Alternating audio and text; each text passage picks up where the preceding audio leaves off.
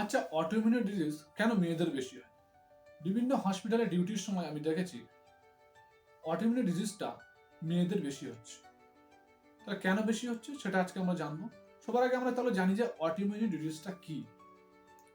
Autoimmune disease মানে হলো যখন আমাদের শরীরের রোগ প্রতিরোধ ক্ষমতা বেশি পরিমাণে উত্তেজিত হয়ে আমাদের শরীরকে নিজের শত্রু মনে করে আক্রমণ করতে শুরু করে।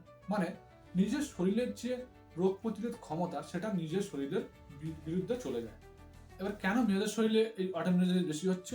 ১ নম্বর, hormonal fluctuation during menstruation, pregnancy and menopause. মানে মেয়েদের শরীরে হরমোনের পরিবর্তনটা খুব ঘন ঘন হতে থাকে এবং হরমোনের লেভেলটা খুব তাড়াতাড়ি উপর নিচে উঠতে থাকে, বিশেষ করে মাসিক চক্রের সময়, প্রেগনেন্সির সময় এবং মাসিক চক্র পুরোপুরিভাবে বন্ধ হয়ে যাওয়ার সময়, অ্যারাউন্ড ৪৫ থেকে ৫৫ বছর বয়স।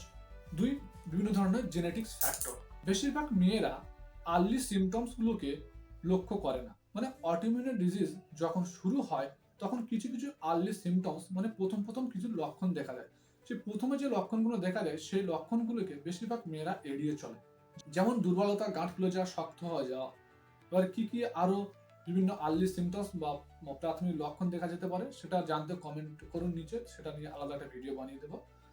এবারে এই সমস্ত যে লক্ষণগুলো সেগুলো মেয়েরা মনে করে যে এগুলো এজ রিলেটেড, মানে আমার বয়স বাড়ছে ওই জন্য আমার এই সমস্ত সমস্যা হচ্ছে। কিন্তু বয়স বাড়ার সঙ্গে সঙ্গে যেমন এই সমস্ত সমস্যা হতে পারে, তেমন অটোইমিউন ডিজিজের ক্ষেত্রেও এই সমস্ত সমস্যা হতে পারে।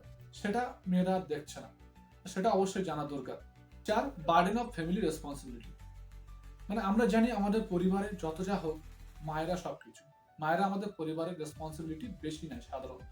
তাই পরিবারের বিভিন্ন চাপ, স্ট্রেস, পরিবারটাকে ম্যানেজ করা, এই সমস্ত দিকগুলোকে তারা লক্ষ্য রাখতে গিয়ে মায়েরা নিজের শরীরটাকে ভুলে যায়, নিজের শরীরের উপর খেয়াল রাখে না। তার জন্য ঠিক সময় তারা মেডিকেল চেক আপ নিতে পারে না। তারা ল্যাক অফ অ্যাওয়ারনেসের জন্য তারা নিজেদের শরীরকে ঠিকভাবে গুছিয়ে রাখতে পারে না এবং তার জন্য তাদের শরীরে এই সমস্ত রোগের বাসা বাঁধতে থাকে বেশি বেশি পরিমাণে। ৬, মিস ডায়াগনোসিস। মানে অটোইমিউন ডিজিজ আপনার হয়েছে কিন্তু সেটা আপনার ডায়াগনোস হয়নি। বেশিরভাগ এটা গ্রামের দিকে দেখতে পাওয়া যায়। গ্রামের দিকে বিভিন্ন কোয়াক ডাক্তারের জন্য বা বিভিন্ন আনপ্রফেশনাল ডাক্তারের জন্য, যারা এডুকেটেড নয়, ভালোভাবে জানে না ডায়াগনোসিস করতে, তাদের ক্ষেত্রে এগুলো মিস ডায়াগনোসিস হয়ে যায়। তারা উল্টোপাল্টা ভুলভাল ডায়াগনোসিস করে তার ট্রিটমেন্ট শুরু করে, কিন্তু আসল যে অটোইমিউন ডিজিজ তার ট্রিটমেন্ট হয় না।